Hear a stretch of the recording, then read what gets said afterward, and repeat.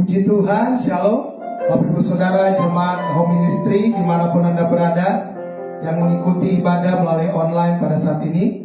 Kita akan sama-sama mempersiapkan hati kita untuk masuk dalam ibadah Home Ministry. Kita sama-sama menyembah Tuhan. Namun sebelumnya kita mau berdoa kepada Tuhan. Kemuliaan bagi Tuhan di tempat maha tinggi. Kemuliaan bagi Tuhan di tempat maha tinggi. Kau Raja diagungkan dan dipuji. Datanglah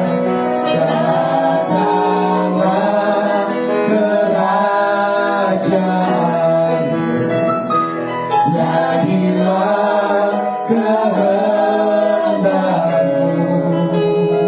Seluruh bumi penuh kemuliaan-Mu.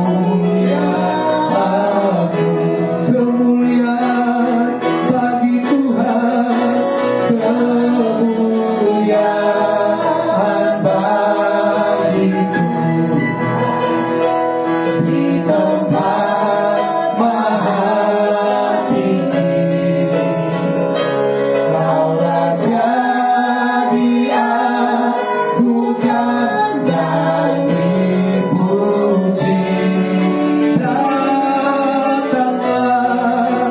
Datanglah kerajaan,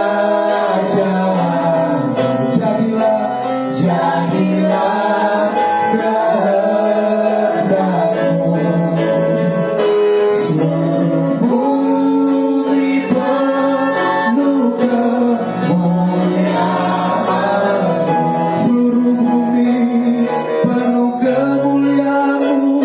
Seluruh bumi penuh kemuliaan-Mu. Mari kita sama-sama berdoa. Kami mengucap syukur Bapa. Terima kasih Tuhan Yesus untuk penyertaan-Mu, untuk kasih setia-Mu, untuk kebaikan-Mu yang kami rasakan selama 1 minggu ini. Semuanya kami tidak dapat membalas Tuhan, tapi kami mau bersyukur, kami mau memuji, menyembah-Mu. Bahkan kami mau diubahkan oleh kebenaran firman-Mu ya Bapa. Kami percaya dimanapun kami berada, tidak menghalangi kuasa Tuhan, kuasa Roh Kudus untuk bekerja di tengah-tengah kami, mengubahkan kami, menguatkan kami, bahkan yang sakit disembuhkan di dalam nama Tuhan Yesus Kristus. Kami siap untuk masuk dalam ibadah kami. Haleluya.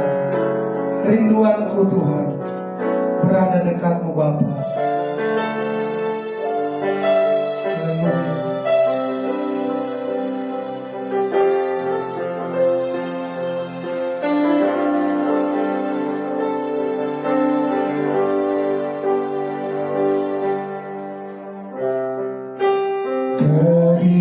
Kerinduanku berada dekat-Mu Tuhan.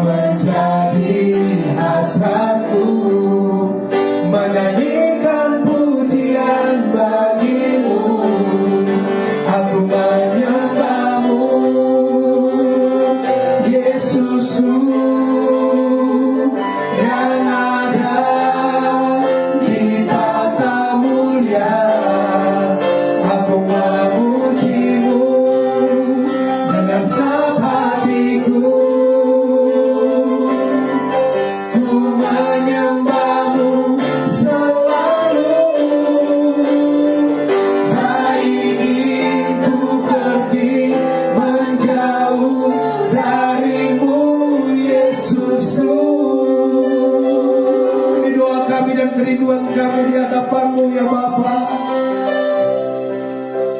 Kerinduanku Berada dekat-Mu, berada dekatmu Tuhan.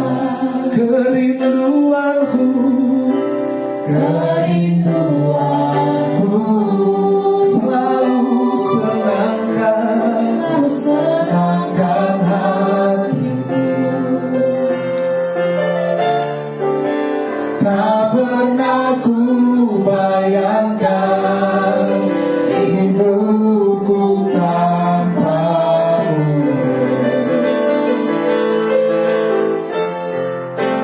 Yang menjadi hasratku menyanyikan pujian bagi-Mu.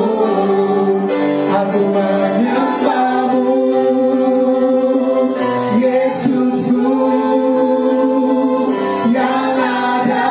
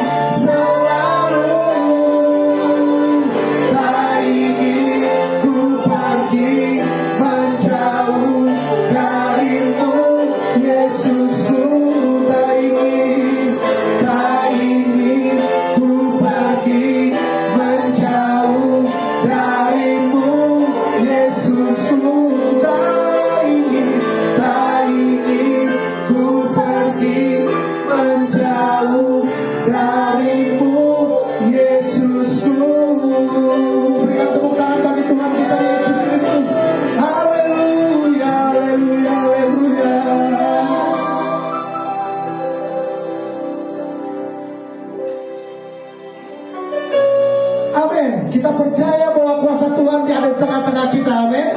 Kuasa Tuhan mengalahkan kuasa iblis. Kita percaya kita dijadikan oleh Tuhan Yesus lebih dari pemenang. Mari kita sama-sama katakan, nama Yesus, nama yang berkuasa. Haleluya. Bangkit, serukan nama Yesus. Come on. Oh, oh, oh, oh.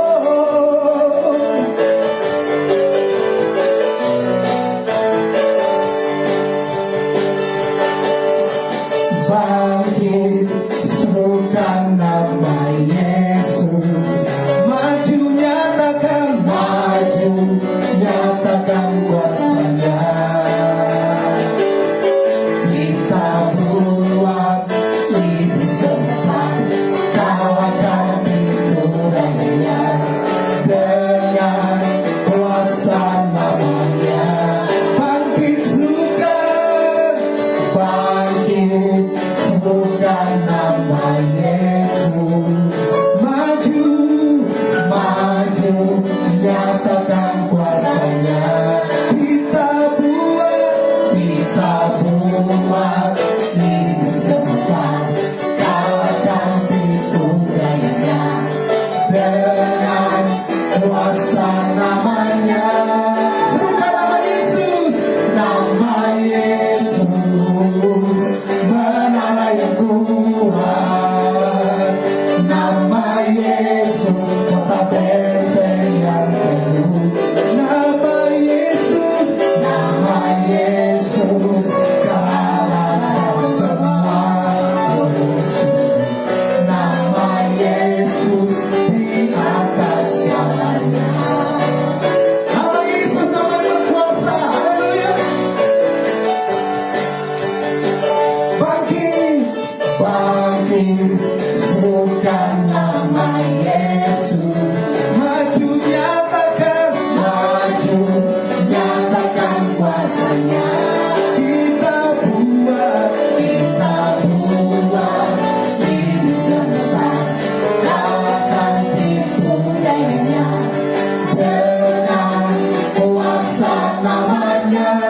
Sama-sama serukan nama Yesus. Nama Yesus, menara yang kuat. Nama Yesus, kota benteng yang teguh. Nama Yesus,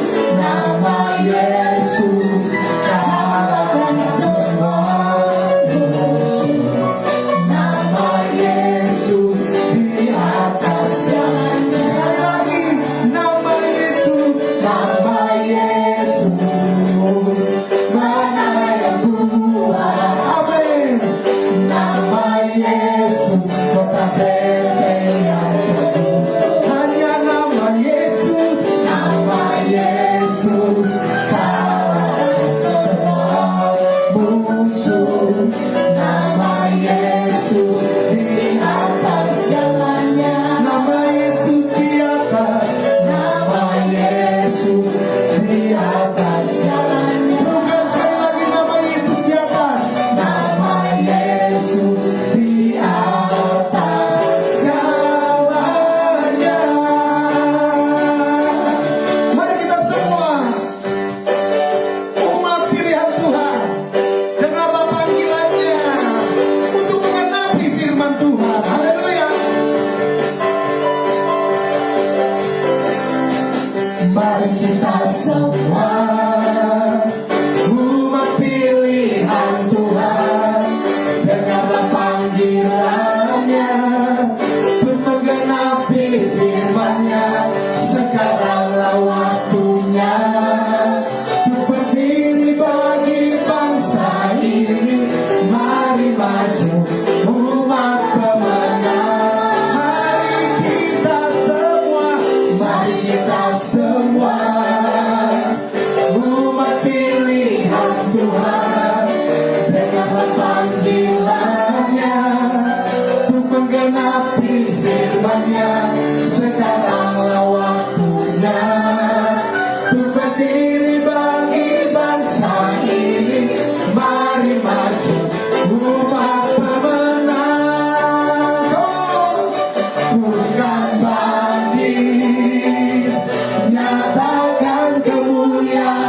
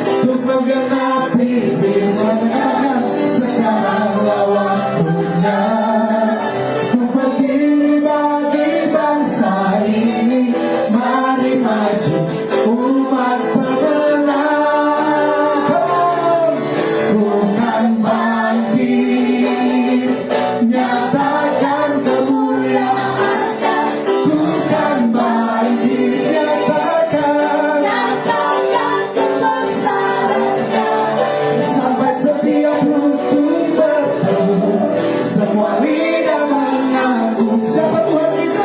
Yesus Kristus, Dialah Tuhan, Raja segala raja. Dialah bukan bangkit, bukan bangkit, nyatakan kemuliaannya. Bukan bangkit, nyatakan kebesarannya. Sampai setiap lutut berteduh, semua lidah mengaku, Yesus Kristus Dialah Tuhan, Raja segala raja.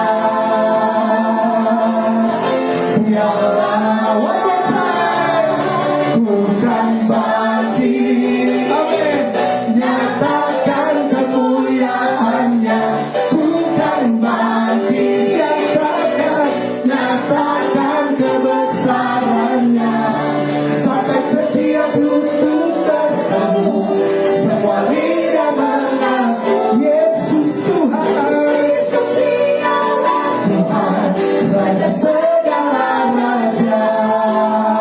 Dialah Raja, Dialah Tuhan, Dialah Tuhan, Dialah Raja, Dialah Raja. Yang percaya dengan tepuk tangan yang paling meriah. Haleluya, haleluya.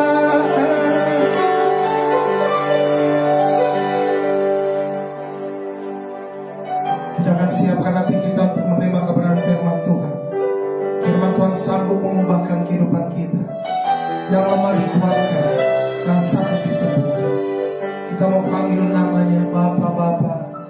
Kami naikkan syukur kepadamu Tuhan. Haleluya.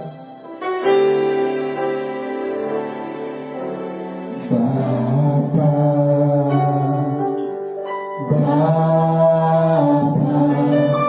ku naikkan syukur padamu.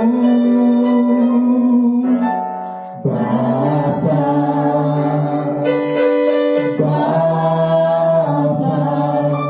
ku sembah sujud kepadamu. Sekali lagi panggil dia Bapa.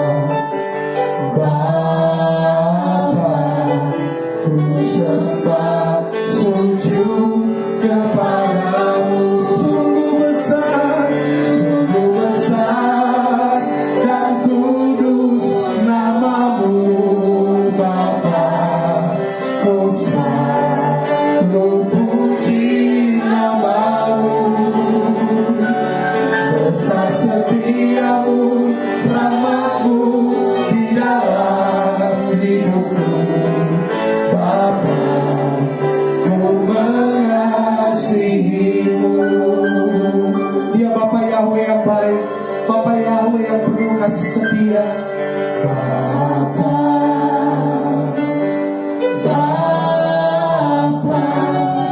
ku naikkan syukur padamu. Panggil dia Bapa.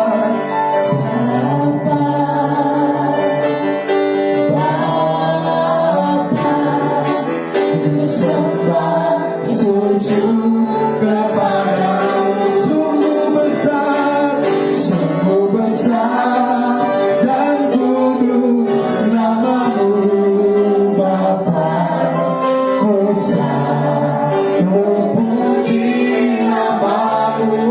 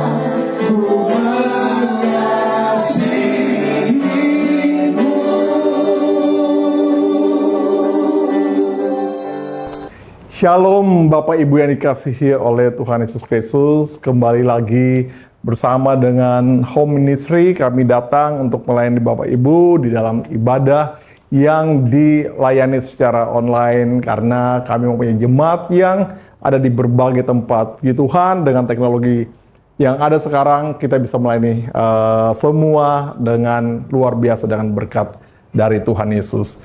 Sebelumnya mari kita berdoa.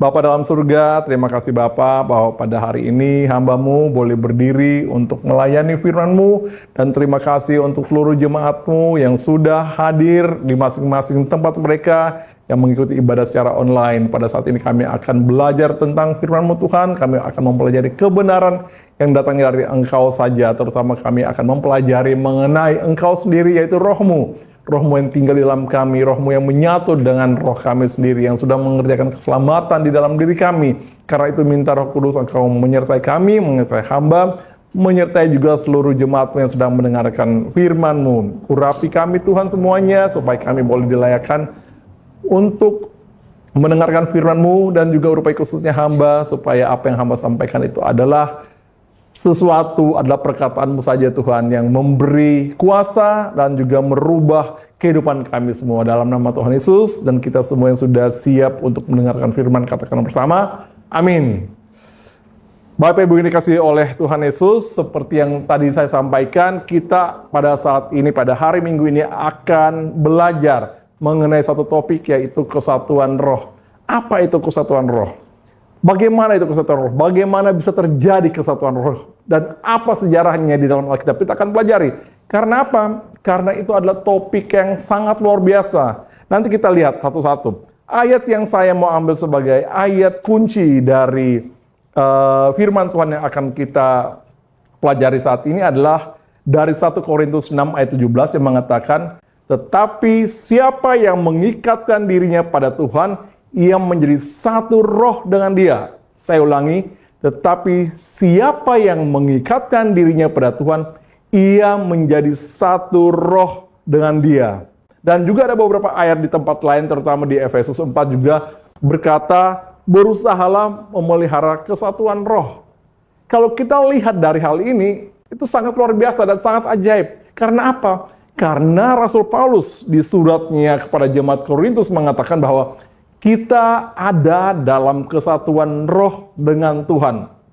Mungkin, ini kan biasa saja. Tapi kalau kita coba pikirkan, kita coba renungkan. Bayangkan saudara, setiap dari kita punya roh. Amin. Setiap orang yang percaya pada Tuhan Yesus mempunyai roh di dalam dirinya. Dan roh itu, roh kita, roh manusia kita itu bersatu dengan roh Tuhan itu sendiri. Jadi, di dalam diri kita ada roh Tuhan yang diam di dalam diri kita. Karena menyatu.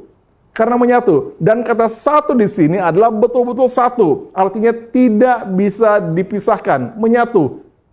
Bergabung. Menyatu. Sehingga jika kita melihat ada dua hal yang berbeda, yang kemudian menyatu, bersekutu, sehingga tidak dipisahkan, itulah kesatuan. Kesatuan dikatakan di dalam firman Tuhan ini, yaitu kita, orang-orang yang sudah percaya pada Tuhan, yang artinya mengikatkan diri pada Tuhan, menjadi satu roh dengan Tuhan.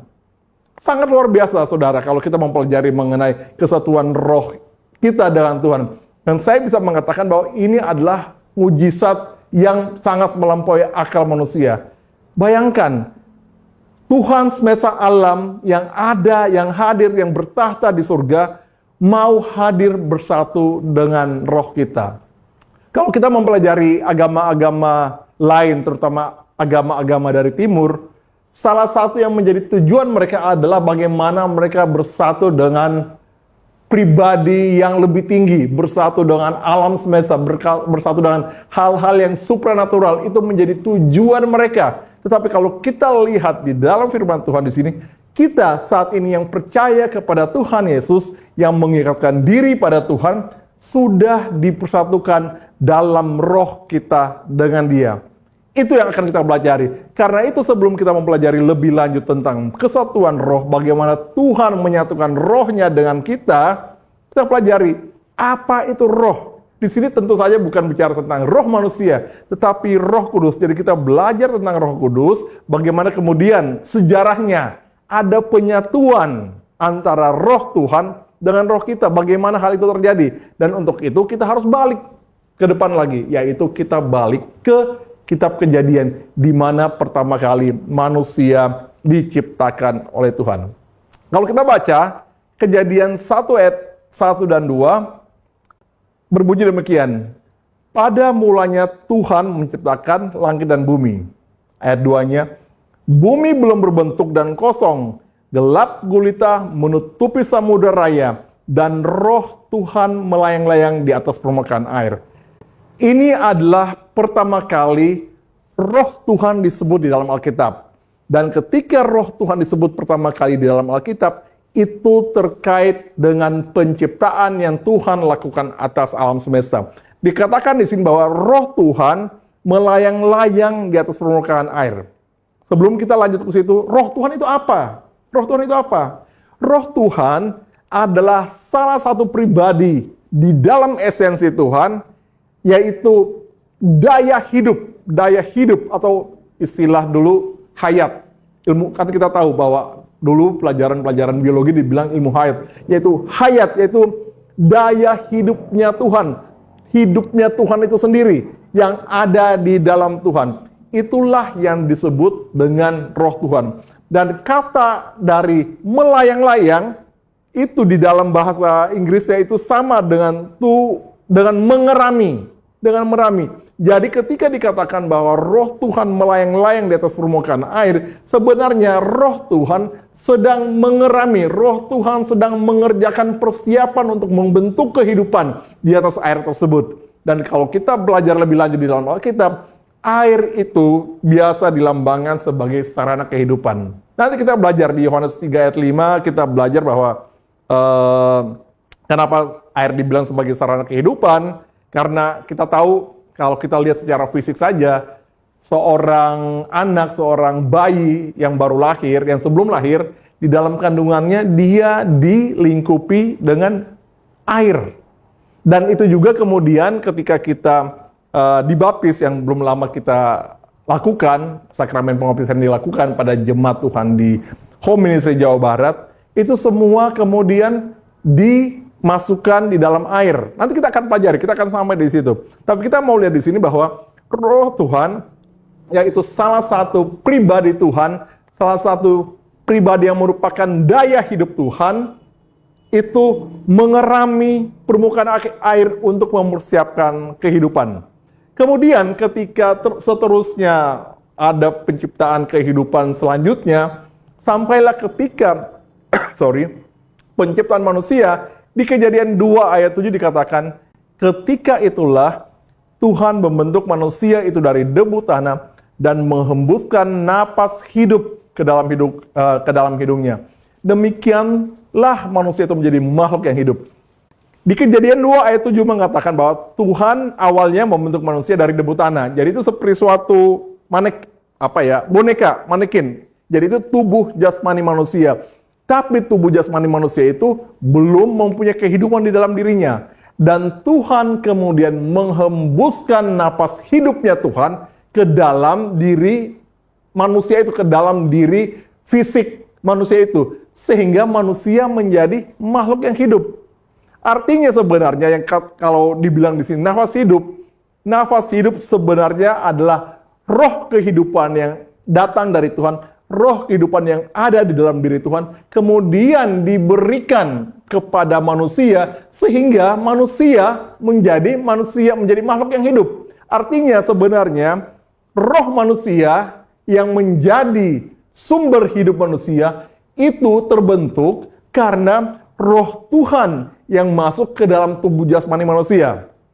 Saya harap sampai di sini kita mengerti bahwa, saya ulangi lagi, bahwa roh manusia itu yang kemudian menjadi sumber kehidupan manusia itu terbentuk ketika Tuhan menghembuskan rohnya ke dalam diri manusia. Sehingga kita bisa mengambil kesimpulan bahwa manusia mendapatkan kehidupan dari roh Tuhan yang diberikan Tuhan ke dalam dirinya. Sehingga konsekuensinya adalah kehidupan manusia itu tergantung dari roh Tuhan. Amin. Kehidupan manusia tergantung penuh dari roh Tuhan. Tanpa roh Tuhan, manusia bukanlah manusia. Karena roh manusia itu bisa ada karena roh Tuhan yang membentuknya. Sumber kehidupan yang ada dalam diri manusia terjadi karena Tuhan memberikan kehidupannya di dalam diri manusia melalui rohnya yang tinggal dalam diri manusia. Amin. Sehingga kita lihat bahwa pada awalnya roh manusia sudah ada di dalam persekutuan, sudah ada di dalam persatuan dengan roh Tuhan. Amin. Jadi ketika Tuhan awal menciptakan manusia, roh manusia itu sudah ada di dalam persatuan, persekutuan dengan roh Tuhan. Sehingga sebenarnya kalau kita lihat sisi yang lain, manusia itu sebenarnya makhluk rohani yang diberi tubuh jasmani. Amin. Kebalikannya, kadang-kadang kita berpikir bahwa kita adalah seperti ini, fisik nih, fisik saya, yang orang Ambon ini, atau fisik teman-teman, ada orang Jawa Barat, ada orang Manado, ada campuran Ambon Manado, misalnya Pastor Valdo. Itu kemudian, itulah kita. Dan kita mempunyai roh. Dan padahal kebalik, Alkitab mengatakan kita menjadi manusia sebenarnya karena roh kita, sehingga yang kita punya badan fisik ini sebenarnya hanya baju kita aja, hanya badan, hanya apa istilahnya, pembungkusnya. Inti diri kita ada pada roh kita. Dan roh kita yang diciptakan di dalam persekutuan atau di dalam kesatuan dengan Tuhan. Amin. Saya harap kita mengerti di sini. Dan kita akan lihat selanjutnya. Kita akan lihat lagi bahwa ketika sesudah itu, ketika Tuhan menciptakan manusia, tadi dikatakan bahwa Tuhan menghembuskan nafas hidup sehingga manusia kemudian menjadi makhluk yang hidup, manusia mempunyai roh. Ada yang sangat luar biasa di sini. Kita lihat ketika sesudah itu Tuhan kemudian membentuk Hawa, membentuk pasangan dari manusia atau pasangan dari Adam, yang Tuhan lakukan apa? Kejadian 2 ayat 22 mengatakan bahwa dari rusuk dan dari rusuk yang diambil Tuhan dari manusia itu, dibangunnyalah seorang perempuan. Lalu dibawanya kepada manusia itu. Ayat 23 dikatakan, lalu berkatalah manusia itu, inilah dia, tulang dari tulangku dan daging dari dagingku. Ia akan dinamai perempuan sebab ia diambil dari laki-laki. Ayat 24 mengatakan, sebab itu seorang laki-laki akan meninggalkan ayahnya dan ibunya dan bersatu dengan istrinya sehingga keduanya menjadi satu daging. Apa kesimpulannya? Hawa itu mendapatkan kehidupan dari Adam. Tuhan tidak pernah meniupkan rohnya kepada Hawa. Tetapi ketika Hawa diambil dari Adam, maka Hawa mendapatkan kehidupan dari Adam. Adam mendapatkan kehidupan dari roh Tuhan. Jadi sebenarnya Adam dan Hawa adalah makhluk Tuhan yang sebenarnya satu roh tetapi berbeda fisik. Sampai sini dimengerti? Dan keduanya mendapatkan sumber kehidupan dari roh Tuhan. Jadi sebenarnya baik seluruh manusia dan juga walaupun dia berbeda orangnya, itu sebenarnya semua berasal dari satu roh. Ketika Adam dan Hawa kemudian bersatu kembali, kalau kita belajar tentang perkawinan, di mana Adam dan Hawa atau lelaki dan perempuan bersatu, dikatakan apa? Keduanya menjadi satu daging. Sebenarnya Hawa itu cloningnya Adam yang dipersatukan kembali dengan Adam. Jadi Adam dan Hawa adalah satu roh di dalam wujud dua makhluk yang berbeda. Tetapi roh Adam dan roh Hawa satu adanya dan berasal dari roh Tuhan. Kenapa saya singgung hal ini? Karena sebenarnya Adam dan Hawa itu melambangkan Kristus dan jemaatnya. Kalau kita baca di Efesus 5 itu jelas dikatakan bahwa keluarga atau wanita dan pria itu sebenarnya menggambarkan Tuhan Yesus dan jemaatnya. Jadi Tuhan Yesus dan jemaatnya sebenarnya punya roh yang sama, yaitu jemaat mendapatkan rohnya dari Tuhan Yesus. Sehingga di sini kita bisa melihat kembali konsep tentang kesatuan roh itu sudah ada sejak awalnya. Amin.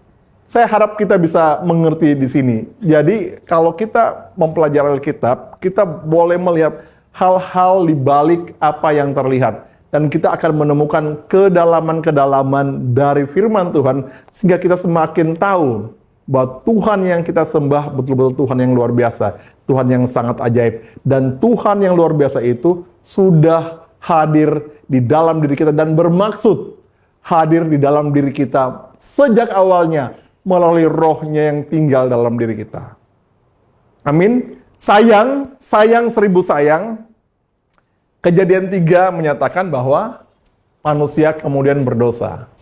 Ketika manusia berdosa itu, roh Tuhan yang seharusnya hadir bersatu dengan roh manusia sudah tidak lagi bisa hadir di situ. Karena manusia sudah ada dalam dosa dan roh Tuhan yang kudus tidak mungkin hadir di dalam manusia yang berdosa. Sehingga ketika Tuhan meng-counter, ketika Tuhan berbicara kepada Adam dan Hawa sesudah mereka jatuh dalam dosa, Kejadian 3 ayat 19 mengatakan demikian. Ini perkataan Tuhan. Dengan berpeluh engkau akan mencari makananmu sampai engkau kembali lagi menjadi tanah. Karena dari situlah engkau diambil. Sebab engkau debu dan engkau akan kembali menjadi debu. Di sini Tuhan tidak lagi menyinggung manusia sebagai makhluk rohani. Tetapi Tuhan semata-mata melihat manusia sebagai hanya makhluk jasmani yang fana. Karena manusia sudah tidak lagi mempunyai roh Tuhan di dalam dirinya yang membuatnya bisa mendapatkan kehidupan kekal. Manusia hanya makhluk fana yang hidup untuk sementara dan tubuhnya akan kemudian mengalami kematian. Dikatakan bahwa engkau debu dan engkau akan kembali lagi menjadi debu. Dan hal ini dikonfirmasi oleh Rasul Paulus di dalam surat 1 Korintus 15 ayat 50 mengatakan, saudara-saudara, inilah yang hendak kukatakan padamu bahwa daging dan darah tidak mendapatkan bagian dalam kerajaan surga, dan bahwa yang binasa tidak mendapatkan bagian dari dalam apa yang tidak binasa. Artinya, ketika manusia jatuh di dalam dosa, roh Tuhan sudah tidak lagi hadir dalam hidupnya, sehingga manusia menjadi manusia daging dan darah. Dan itulah yang kita warisi dari orang tua kita.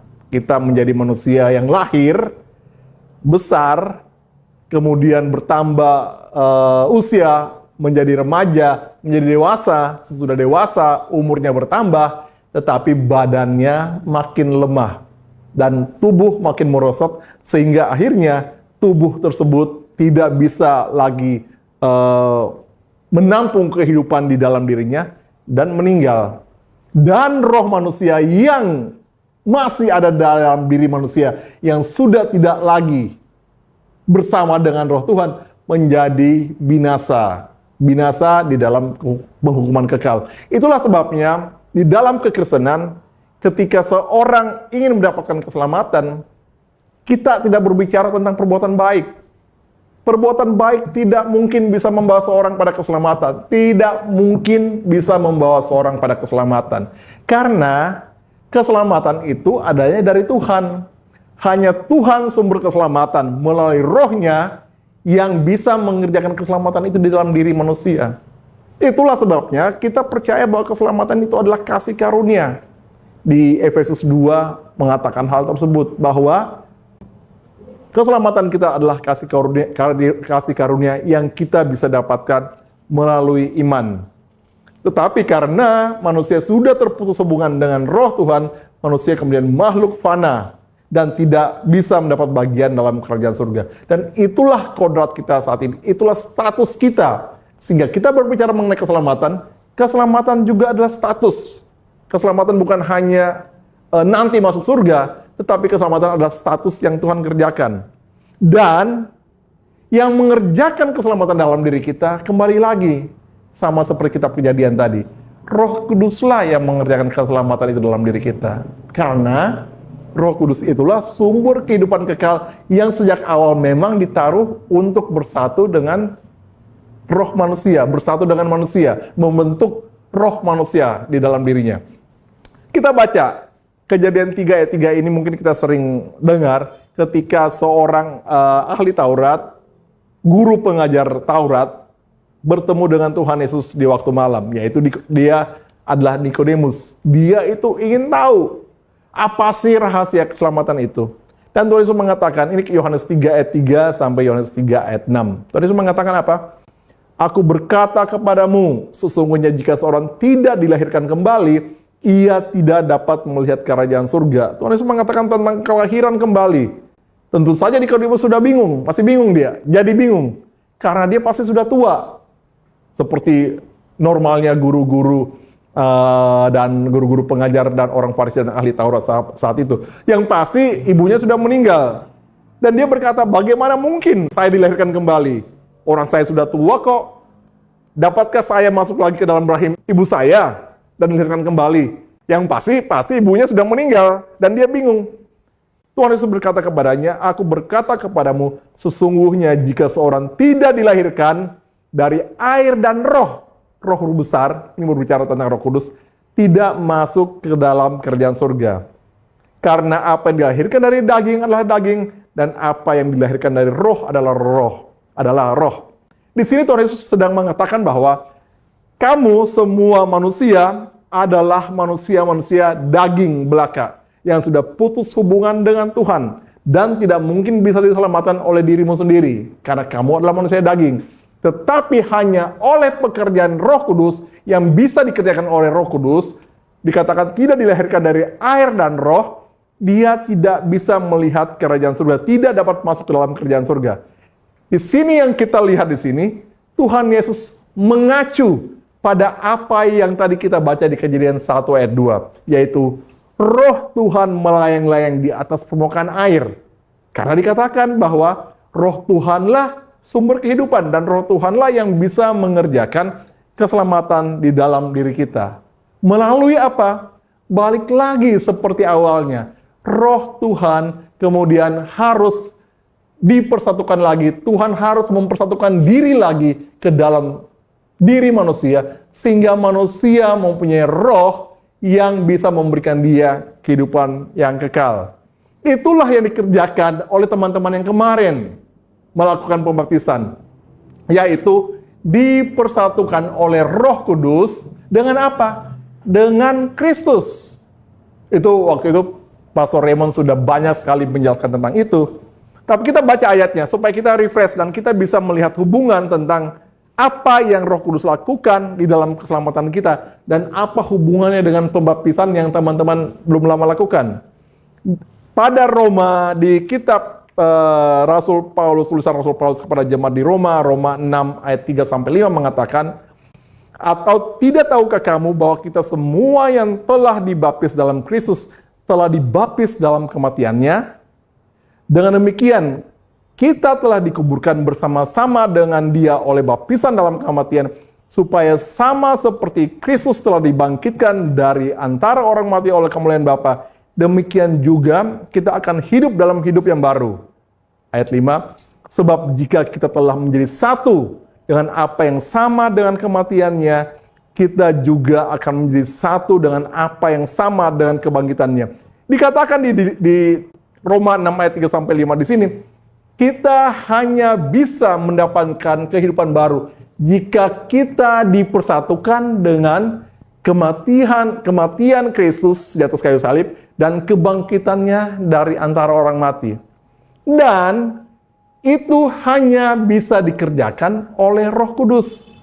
Itulah sebabnya dikatakan bahwa orang hanya bisa dilahirkan kembali melalui air, dan roh melalui pekerjaan Roh Kudus di dalam dirinya. Dan Roh Kudus itulah yang mempersatukan kita dengan kematian Tuhan Yesus dan juga mempersatukan kita dengan kebangkitan Tuhan Yesus. Sehingga melalui kematian Tuhan Yesus, kita dianggap sudah mati, dosa-dosa kita yang lama dianggap sudah mati, kita sudah ditebus, dan oleh kebangkitannya, kebangkitan Tuhan Yesus, kita dipersatukan ke situ, sehingga oleh pekerjaan Roh Kudus yang juga membangkitkan Kristus dari antara orang mati, kita juga dibangkitkan dan kita mendapatkan hidup baru di dalam roh. Jadi kalau orang bertanya, bagaimana istilahnya, mekanismenya, bagaimana caranya seorang Kristen bisa diselamatkan? Alkitab mengatakan seorang Kristen hanya bisa diselamatkan oleh kelahiran kembali. Kenapa? Karena sebelumnya dia adalah manusia yang sudah mati. Tadi kita sudah belajar. Bagaimana dia bisa dilahirkan kembali? Oleh pekerjaan Roh Kudus. Loh, Roh Kudus, apa yang Roh Kudus kerjakan? Roh Kuduslah yang sebenarnya adalah Roh Kristus mempersatukan kita dengan Kristus yang sudah mati di atas kayu salib dan kebangkitannya. Karena itu, kita ketika mau diselamatkan, kita harus menerima Roh Kudus dalam diri kita. Atau kalau Yohanes 1 ayat 12 mengatakan, barang siapa yang menerimanya, yang receive, yang accept-nya itu Tuhan Yesus, tentu saja kita tidak bisa menerima Tuhan Yesus secara fisik. Tetapi kita bisa menerima Roh Kudus yang adalah Roh Tuhan Yesus sendiri, yang adalah Roh Kristus di dalam diri kita. Dan Roh Kristus itulah yang mengerjakan keselamatan dalam diri kita dengan melahirkan kita kembali dan melahirkan roh baru dalam diri kita. Sehingga dengan demikian kita bisa sampai di sini bahwa semua itu hanya bisa dikerjakan kalau kita menyatu dengan Roh Kudus.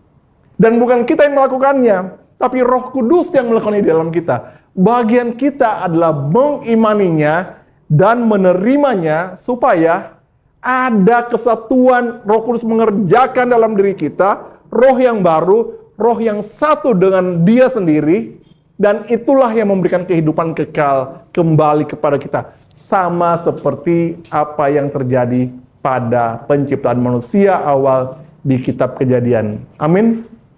Saya harap di sini seluruh jemaat home ministry yang mendengarkan maupun yang nanti mendengarkan rekaman-rekaman pada sesudahnya juga bisa mengerti. Karena ini adalah konsep yang sangat penting untuk kita mengerti. Dan kita bisa menjelaskan pada orang lain. Kalau kita sulit mengerti konsep ini atau kita tidak bisa mengerti konsep ini, sulit juga orang mengerti iman kita. Tetapi ini semua bisa dijelaskan. Dan itu semua tertulis di dalam firman Tuhan. Ada satu hal yang kita lihat yang sangat ajaib. Ini kita lihat di Yohanes 20 ayat 22. Ini kejadiannya, Tuhan Yesus sudah bangkit, dan dia bertemu dengan murid-muridnya. Tuhan Yesus mengatakan apa? Di sini kejadian 20 ayat 22 saya katakan, saya baca. Dan sesudah berkata demikian, ia, maksudnya Tuhan Yesus, mengembusi mereka dan berkata, terimalah Roh Kudus. Ini agak, kalau kita baca ayat ini, agak unik. Karena di antara pertemuan-pertemuan Tuhan Yesus dengan murid-muridnya sesudah dia bangkit dari kematian, kok sempet-sempetnya dia melakukan sesuatu yang sangat unik ini, yaitu dia mengembusi mereka, murid-muridnya, dan berkata, terimalah Roh Kudus. Apa yang Yesus lakukan di sini? Sebenarnya Tuhan Yesus sedang melakukan apa yang dia lakukan, apa yang Tuhan lakukan pada kitab Kejadian 2 ayat 7 tadi. Di mana manusia itu menjadi makhluk hidup atau manusia itu punya roh kehidupan sesudah Tuhan menghembuskan napas hidupnya ke dalam diri manusia itu. Dan Tuhan Yesus melakukannya lagi. Karena sudah kebangkitannya, Tuhan Yesus melakukan beberapa hal yang sebenarnya merupakan pengulangan dari apa yang dilakukan oleh Tuhan di kitab Kejadian.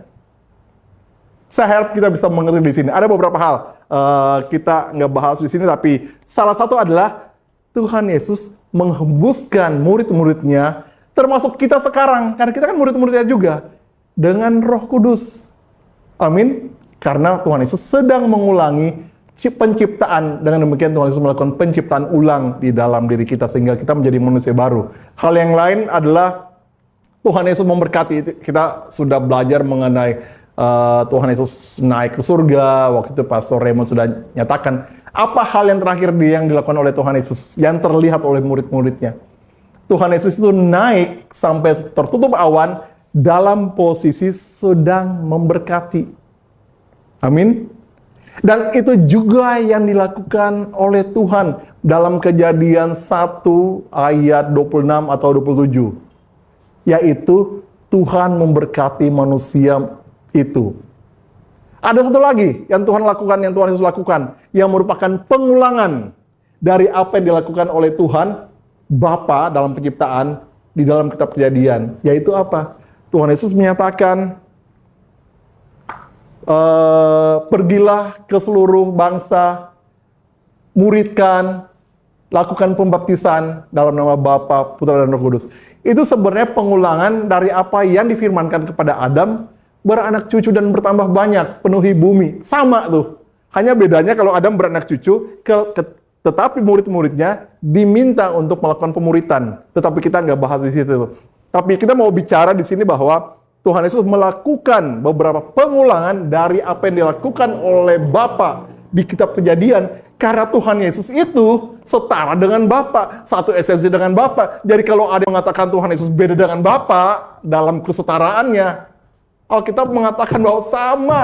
Tuhan Yesus secara fisik ketika dia hadir di manusia melakukan beberapa pengulangan dari apa yang dilakukan oleh Tuhan Bapa Yahweh dalam kitab Kejadian. Itu 3 hal, tapi nanti kita lain kali lah kita akan bahas di situ. Tapi kita balik lagi di sini bahwa kita itu bisa diselamatkan karena Tuhan mengorekkan rohnya dan rohnya itu bersatu dengan roh kita.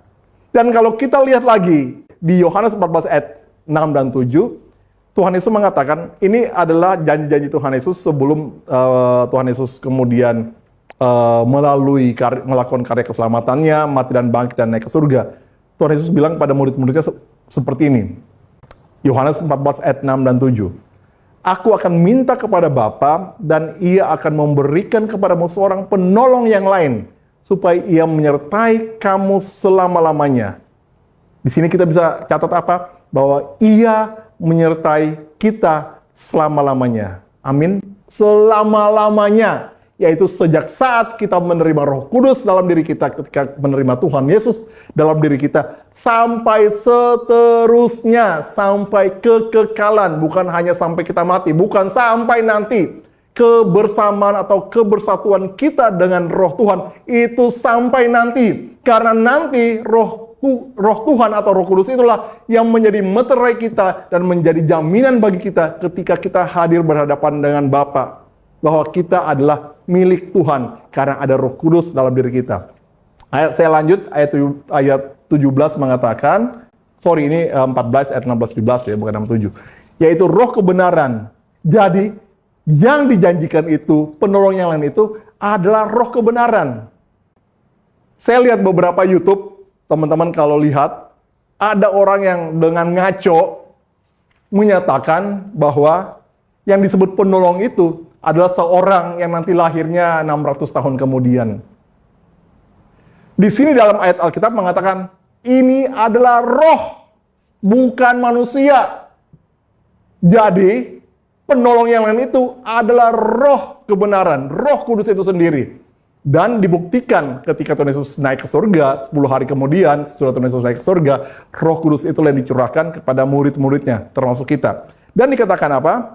Dunia tidak dapat menerima dia, sebab dunia tidak melihat dia dan tidak mengenal dia. Tetapi kamu, murid-muridnya, termasuk kita, mengenal dia. Sebab ia menyertai kamu dan akan diam di dalam kamu. Tadi kita sudah belajar bahwa roh kita memperoleh kehidupan dari roh Tuhan yang menyatu dalam roh kita. Dan sini Tuhan Yesus mengatakan hal yang sama, yaitu dia, Roh Kudus itu akan menyertai kita dan akan diam atau tinggal atau hadir di dalam diri kita. Amin. Dan ini berarti Roh Kudus yang menyatu dengan roh kita dan tinggal dalam diri kita adalah penyertaan Tuhan yang paling sempurna pada kita. Amin. Kalau saat ini kita sedang melalui hal-hal atau hari-hari yang sulit di dalam kehidupan kita, masa-masa yang gimana, sedang lembah kekelaman. Ingat firman Tuhan ini, dalam diri kita ada roh Tuhan sendiri yang hadir, sehingga roh Tuhan juga ikut merasakan apa yang kita rasakan. Dan tidak sampai di situ. Dikatakan di Alkitab di bagian lain bahwa Roh Kudus itu juga memberi syafaat, menyampaikan hal-hal yang tidak bisa kita ucapkan kepada Bapa di surga. Karena apa? Karena Roh Kudus itu tahu, ikut merasakan apa yang kita rasakan. Amin. Itu penghiburan bagi kita, itulah penolong bagi kita. Dan itu selalu ada pada kita dari sekarang, sejak kita percaya pada Tuhan Yesus, sampai selama-lamanya. Dan itu adalah penyertaan yang paling sempurna. Bukan sampai di situ saja. Kejadian 14, Yohanes 14 ayat 23 mengatakan, ketika Tuhan Yesus sedang berkata pada murid-muridnya, dikatakan bahwa, Tuhan Yesus mengatakan bahwa, jika seorang mengasihi aku, ia akan menuruti firman-Ku, dan Bapa-Ku akan mengasihi dia, dan kami akan datang kepadanya, dan diam bersama-sama dengan dia. Saudara, saya ulangi. Tuhan Yesus mengatakan pada muridnya, jika seorang mengasihi aku, ia akan menuruti firman-Ku, dan Bapa-Ku akan mengasihi dia, dan kami di sini Tuhan Yesus bicara tentang Tuhan Yesus sendiri sebagai Logos, sebagai Sang Firman, dengan Bapa akan hadir. Hadir dalam bentuk apa? Hadir dalam bentuk Roh Kudus dalam diri kita. Karena Roh Kudus adalah Roh Bapa dan Roh Kudus adalah Roh Kristus juga. Sehingga ketika Roh Kudus hadir dalam diri kita, menyatu dengan roh kita, Bapa juga hadir dan Tuhan Yesus juga hadir. Sehingga kalau kita berbicara mengenai Tuhan yang kita sembah sebagai Tuhan yang Tritunggal, yang tiga pribadi dalam satu esensi, tiga-tiganya hadir dalam hati kita, dalam tubuh kita, dalam roh kita, dalam semua apa yang kita lalui. Sehingga konsekuensinya apa? Tuhan yang bertahta di surga juga adalah Tuhan yang bertahta di dalam hati kita. Sehingga hidup kita menjadi manifestasi dari kerajaan surga. Dan itulah yang Tuhan Yesus lakukan. Itulah yang Roh Kudus lakukan di dalam diri kita. Amin. Itulah sebabnya nanti kita belajar dalam waktu ke depan tentang doa Bapa kami. Tuhan Yesus mengajarkan adalah, datanglah kerajaanmu. Kemana? Ke dalam diri kita, di bumi. Dan yang membawa kerajaan itu adalah setiap kita orang percaya. Karena di dalam diri kita ada Bapa, Putra yang berdiam dalam diri kita, dalam hati kita, oleh rohnya yang bersatu dengan roh kita. Saya harap kita bisa mengerti ini memang cukup dalam, tetapi inilah kebenaran yang sejati yang diajarkan oleh firman Tuhan kepada kita. Saya akan tutup dengan kita baca sama-sama Efesus 4 dari 3 sampai 6 mengatakan, dan berusahalah memelihara kesatuan roh oleh ikatan damai sejahtera. Satu tubuh dan satu roh, sebagaimana kamu telah dipanggil kepada satu pengharapan yang terkandung dalam panggilanmu. Satu Tuhan, satu iman, satu baptisan. Satu Elohim dan Bapa dari semua. Bapa Elohim yang di atas semua dan oleh semua dan di dalam semua. Artinya, setiap orang percaya mempunyai dan dipersatukan oleh roh yang sama, yaitu Roh Kudus. Dan setiap orang percaya punya satu tubuh rohani, yaitu kita semua jemaat Tuhan disebut sebagai tubuh Kristus, karena roh yang ada dalam kita adalah roh Kristus adanya. Saya harap kita bisa mengerti, kita bisa mempelajari lebih dalam lagi, dan kita bisa melihat hal yang sangat ajaib yang sudah Tuhan kerjakan dalam diri kita melalui Roh Kudus yang sudah dikaruniakan kepada kita, yang beberapa lama lalu kita rayakan pencurahannya, dan saat ini juga sudah hadir dalam diri kita dan juga sudah menyertai kita dari sekarang sampai selama-lamanya. Di mana? Di dalam hati kita menyatu dengan roh kita, yaitu roh yang baru, yaitu roh yang akan bersama-sama dengan kita sampai pada kekekalan ketika kita bertemu dengan Tuhan Yesus di awan-awan yang permai. Tuhan Yesus memberkati kita semua. Mari kita berdoa. Bapa dalam surga, terima kasih Bapa, karena pada saat ini kami boleh belajar dari kebenaran-Mu yang begitu luar biasa tentang apa yang sudah Engkau kerjakan di dalam kehidupan kami. Kami yang sebenarnya tidak layak, sudah Engkau layakkan menjadi bait-Mu, yaitu di dalam diri kami ada Roh Kudus yang tinggal bersama dengan roh kami, di mana roh kami menjadi tahta dari Roh Kudus. Dan hidup kami semuanya Tuhan menjadi kehidupan kerajaan surga, di mana Bapa, Putra, dan Roh Kudus juga hadir dalam kehidupan kami. Dan kerajaan surga itu termanifestasikan di dalam kehidupan kami. Itulah yang menjadi tujuan keselamatanmu Tuhan, dan biarlah itu yang terjadi dalam kehidupan kami semua, baik hamba, semua yang mendengarnya, seluruh hamba-hamba Tuhan yang ada, para jemaat Tuhan di Jawa Barat, para jemaat Tuhan di tempat-tempat yang lain, di Manado, di Jakarta, dan di tempat-tempat lain, semua ada dalam kebersatuan dengan Roh Kudus yang sudah Tuhan berikan kepada kami semua. Dan kami akan berjalan di dalam penyertaan-Mu Tuhan, untuk melakukan hal-hal yang besar sesuai dengan apa yang sudah Engkau rencanakan kepada kami, sampai kembali kami hadir bersama-sama dengan Engkau, bertemu muka dengan muka di dalam kemuliaan-Mu, dan hidup di dalam Engkau dalam kami selama-lamanya dalam kerajaan-Mu. Terima kasih apa yang sudah hamba sampaikan, biarlah Roh Kudus selalu tetap bicarakan, tetap nyatakan seterusnya di dalam anak-anak-Mu Tuhan, sehingga kami semakin terbuka oleh pengenalan kami kepada-Mu Tuhan. Tuhan kami yang ajaib, Tuhan kami yang hidup. Terima kasih, di dalam nama Tuhan Yesus kami menyerahkan segala sesuatu, dan biarlah kami semua diberkati oleh-Mu. Kita yang sudah percaya, kita yang sudah diberkati oleh firman Tuhan, katakan bersama, amin.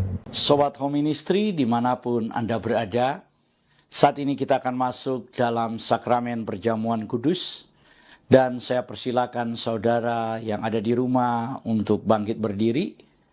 Bagi saudara-saudara yang saat ini sudah menyiapkan sarana perjamuan kudus, mohon dipegang, dan kita akan doakan sama-sama. Di dalam nama Tuhan Yesus, saat ini kami mengangkat roti dan anggur ini. Kami kuduskan, kami sucikan di dalam nama Tuhan Yesus, menjadi layak digunakan untuk perjamuan kudus ini. Dalam nama Tuhan Yesus, haleluya, amin. Saudara, dengarkanlah ketetapan perjamuan kudus. Yesus berfirman, "Akulah roti hidup yang telah turun dari sorga. Jikalau seorang makan dari roti ini, ia akan hidup selama-lamanya. Dan roti yang kuberikan itu ialah dagingku, ia akan kuberikan untuk hidup dunia." Maka kata Yesus kepada mereka, "Aku berkata kepadamu, sesungguhnya jikalau kamu tidak makan daging anak manusia dan minum darahnya, kamu tidak akan mempunyai hidup dalam dirimu. Barang siapa makan dagingku dan minum darahku, ia mempunyai hidup yang kekal, dan aku akan membangkitkan dia pada akhir zaman. Sebab dagingku adalah benar-benar makanan, dan darahku adalah benar-benar minuman. Barang siapa makan dagingku dan minum darahku, ia tinggal di dalam aku dan aku di dalam dia. Sama seperti Bapa yang hidup mengutus aku dan aku hidup oleh Bapa, demikian juga barang siapa yang makan aku akan hidup oleh aku. Inilah roti yang telah turun dari sorga, bukan roti yang dimakan nenek moyangmu dan mereka telah mati. Barang siapa makan roti ini, ia akan hidup selama-lamanya." Dan ketika mereka sedang makan, Yesus mengambil roti, mengucap syukur, memecah-mecahkannya, lalu memberikan kepada murid-muridnya dan berkata, "Ambillah, makanlah, inilah tubuhku. Sesudah itu Tuhan Yesus mengambil cawan, mengucap syukur, lalu memberikannya kepada mereka sambil berkata, minumlah kamu semua dari cawan ini, sebab inilah darahku, darah perjanjian yang ditumpahkan bagi banyak orang untuk pengampunan dosa. Kalau saudara percaya bahwa roti dan anggur ini adalah penyatuan dengan tubuh Tuhan Yesus Kristus, mari kita angkat lebih tinggi dari kepala kita. Dan mari kita sama-sama mengaku. Dalam nama Tuhan Yesus, saya percaya. Inilah tubuh dan darah Tuhan Yesus. Kalau saya makan tubuh Tuhan Yesus Kristus dan minum darah Tuhan Yesus, maka saya percaya semua dosa-dosa saya telah diampuni oleh Tuhan. Saya percaya kalau saya makan tubuh Tuhan Yesus dan minum darah Tuhan Yesus, maka semua kutuk telah dipatahkan. Saya percaya kalau saya makan tubuh dan minum darah Tuhan Yesus, maka semua sakit penyakit saya telah disembuhkan. Saya percaya kalau saya makan tubuh Tuhan Yesus dan minum darah Tuhan Yesus, maka saya mendapat bagian dalam tubuh Kristus, dan saya akan diberi tubuh kemuliaan, dan Tuhan akan mengangkat saya ketika Tuhan Yesus datang di awan-awan yang permai untuk menyatu dan bertemu dengan Dia. Saya percaya inilah tubuh dan darah Tuhan Yesus Kristus. Kita angkat lebih dulu tubuh Tuhan Yesus Kristus dan kita berkata, inilah tubuh Tuhan Yesus Kristus dalam nama Tuhan Yesus. Kita minum darah Tuhan Yesus Kristus dan kita berkata dalam nama Tuhan Yesus Kristus.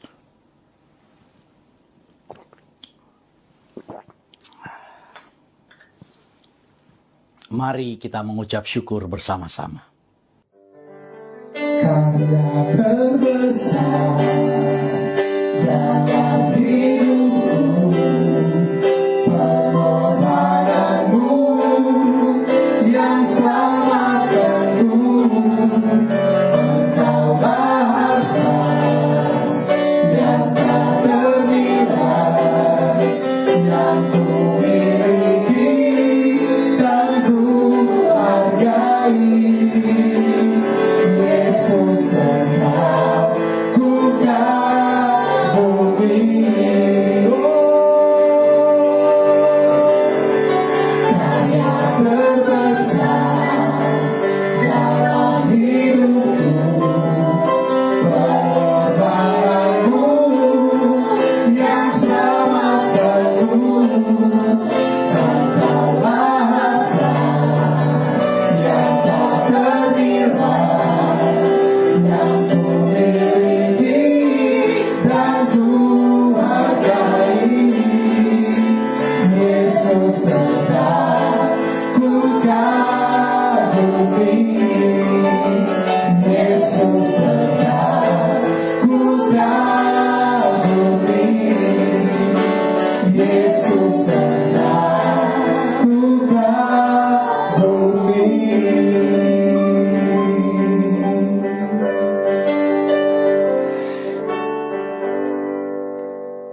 Saudara yang dikasihi Tuhan, saya jemput untuk bangkit berdiri untuk menerima berkat Tuhan. Kita angkat tangan kita, arahkan kepada Tuhan, dan kita juga satukan hati, arahkan juga pada Tuhan untuk menerima berkat Tuhan. Segala berkat ini akan datang kepadamu dan menjadi bagianmu jika engkau mendengarkan suara Tuhanmu. Diberkatilah engkau di kotamu, dan diberkatilah tempat bekerjamu. Diberkatilah buah tanganmu, yaitu setiap usaha dan pekerjaanmu. Diberkatilah keluarga dan orang tuamu. Diberkatilah juga pasanganmu dan saudara-saudaramu. Diberkatilah anak menantumu dan cucumu. Diberkatilah engkau pada waktu engkau masuk, dan diberkatilah engkau pada waktu engkau keluar. Engkau tidak akan menjadi ekor tetapi kepala. Engkau tidak akan meminta-minta tetapi memberi. Engkau tidak akan mengemis tetapi kaya. Engkau akan menjadi berkat di tengah dunia. Tuhan memberkati dan melindungi engkau. Tuhan menyertai engkau dengan wajahnya dan memberikan engkau kasih karunia. Tuhan menghadapkan wajahnya kepadamu dan memberikan engkau damai sejahtera. Shalom. Berkat dari Bapa kita, Yahweh namanya, cinta kasih dari Tuhan Yesus Kristus Yeshua HaMashiach, dan persekutuan yang intim yang menyatu dengan Ruach HaKodes, Roh Kudus, akan selalu bersama-sama dengan kita dari sekarang sampai selama-lamanya. Dan kita semua yang sudah diberkati katakan bersama, amin.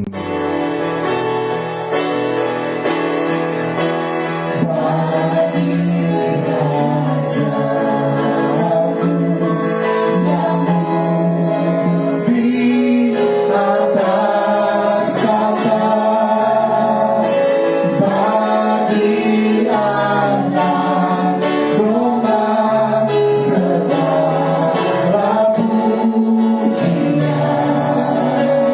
Oh, dalam kemuliaan meminta